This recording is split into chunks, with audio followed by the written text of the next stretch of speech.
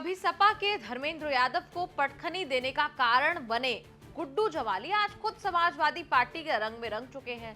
2022 का वो विधानसभा चुनाव आपको याद ही होगा जब सपा प्रत्याशी और अखिलेश यादव के चचेरे भाई धर्मेंद्र यादव की हार की बड़ी वजह बने गुड्डू जमाली। ये वही गुड्डू जमाली है, वही शाह आलम गुड्डू जमाली जिसने बड़ी संख्या में सपा के मुस्लिम वोट में सेंध लगाई थी, जिसकी वजह से सपा बीजेपी के मुकाबले हार गई।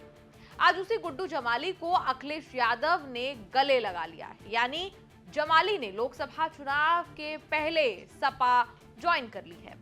बता दें कि गुड्डू जमाली यूपी के सबसे अमीर नेताओं में शामिल हैं। उनकी गिनती बड़े कारोबारियों में होती है, कई कंपनियां, खूब पैसा है। साल 2022 विधानसभा चुनाव में जो हलफनामा एफिडेविट उन्होंने दाखिल किया, उसके मुताबिक उनकी कुल संपत्ति 195 करोड़ रुपए है। गुड्डू जमाली के पास 3 करोड़ की देनदारियां हैं, वही जमाली के पास 17 लाख कैश है और अलग अलग बैंकों में 17 लाख जमा है। जमाली के कंपनियों में बॉन्ड, डिबेंचर और शेयर 185 करोड़ रुपए के हैं। उनके ऊपर 1 करोड़ का पर्सनल लोन भी है। गुड्डू जमाली के पास 23 लाख के सोने चांदी के गहने हैं। इनके घर की कीमत भी आपको बता दें करोड़ों में है।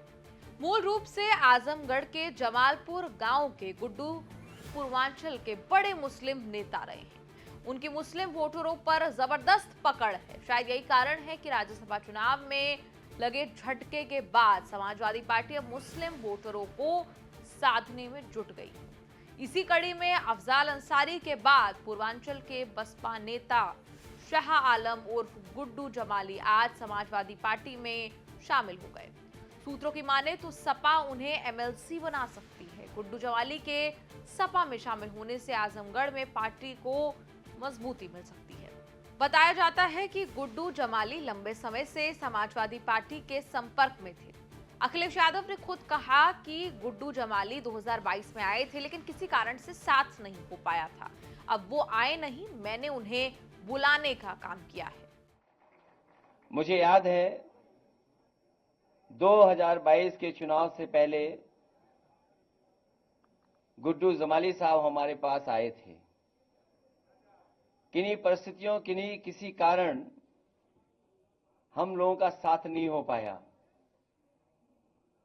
लेकिन आज जब हम लोग 2024 में भविष्य की लड़ाई लड़ने जा रहे हैं, वो आए नहीं हैं, मैंने उन्हें अपने पास बुलाने का काम किया है। मैं अपनी तरफ से और पार्टी की तरफ से पूरा भरोसा दिलाता हूं, जिस जिम्मेदारी के साथ आप दूसरे दल में थे,